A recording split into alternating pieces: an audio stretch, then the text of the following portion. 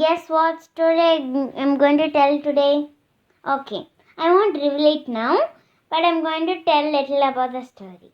My mom bought this story to me when I was 3 years old because I usually cried when I go to school when I was small and 3 years old. So this story tells us not to cry when going to school because school is interesting and exciting and you learn a lot of new things.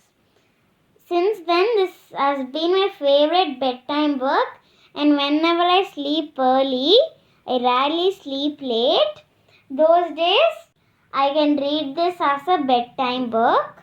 Just yesterday, I was reading this as a bedtime book, and that time I thought that why not share this story to you because it is very good.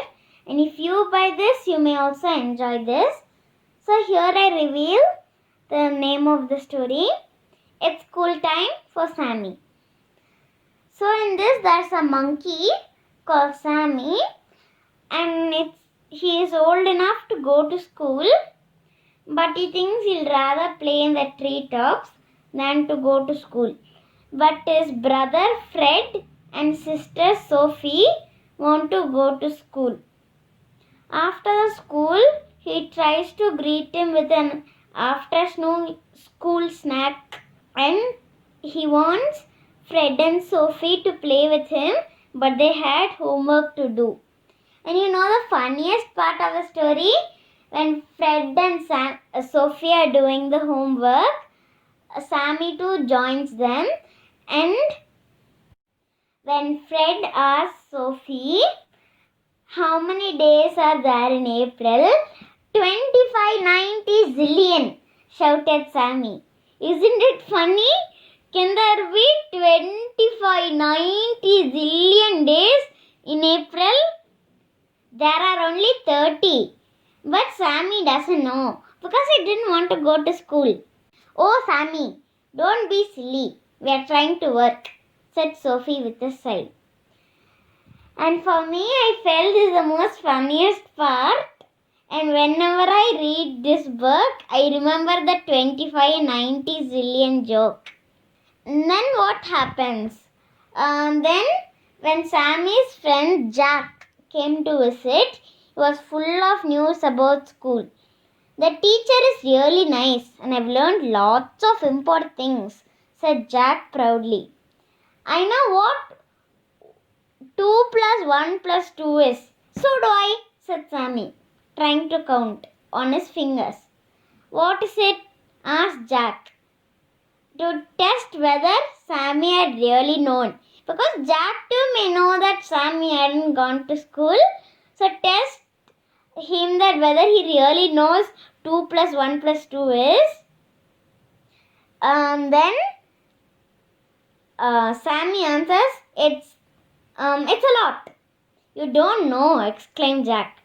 So it is really 5, right? 2 plus 1 plus 2. But this also, since Sammy didn't go to school, he didn't know it's 5.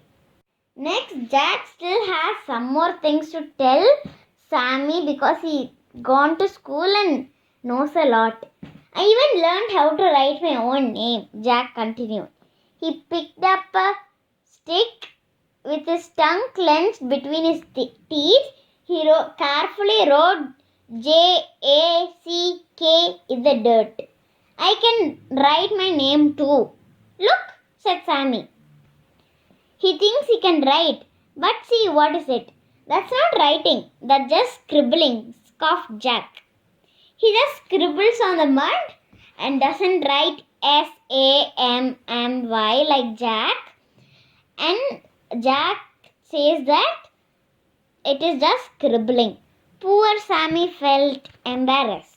Now Sammy was very curious about school. What else do we do at school, Jack? He asked. Well, what do we do at school?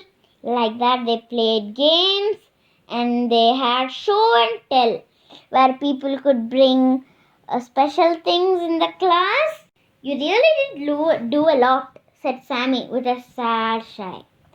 That night, he didn't even feel like eating. Even when his mama gave food, he didn't feel like eating. Jack also showed him how to paint a tree to cheer him up. That's another thing he learned today, it seems. And Sammy watched Jack as he brushed paint over a piece of paper. That's the best picture in the whole world, said Sammy admiringly. After Jack left, he tries to paint, but it only looks like a messy blob because he didn't learn. But in the dinner, I said, right, he didn't feel like eating. Nobody noticed because Sophie and Fred were chattering loudly about school. I got a gold star on my spelling test, bragged Sophie. I won a race at recess, said Fred proudly.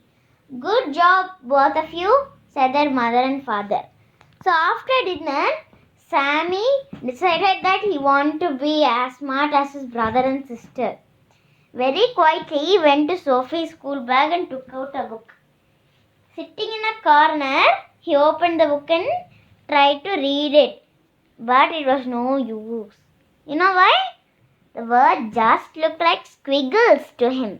In the illustrations, it's given that Sammy is holding the book upside down because he may also not know how to hold a book while reading because he didn't go to school and learn how to do it.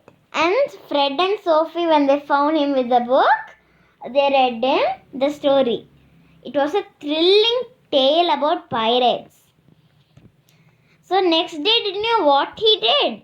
Okay, he woke up very early and he was very excited as he searched the little bag his mother had made for him. When he found it, he put Effa Lump, his favorite toy, carefully inside. He wanted to have something for show and tell. Sammy marched into the kitchen and announced, "I'm ready." Sammy's whole family was surprised. "Ready for what, Sammy?" asked his father. "I want to go to school," he said. "I want to learn how to read, write, count, draw, and beautiful pictures." "That's wonderful," they said. "But you'll have to have breakfast." After breakfast, he went quickly. "I'm already a day late for school," said Sammy with a grin to Fred and Sophie. "I don't miss any more." So from this story, I learned that school is fun and you can learn many things like counting, drawing, reading, writing, everything, and it's also exciting. So after this story, I seldom cried to go to school and now I enjoy school very much. I think when I was 3, I was the Sammy. Who knows, I'm just like that Sammy that time.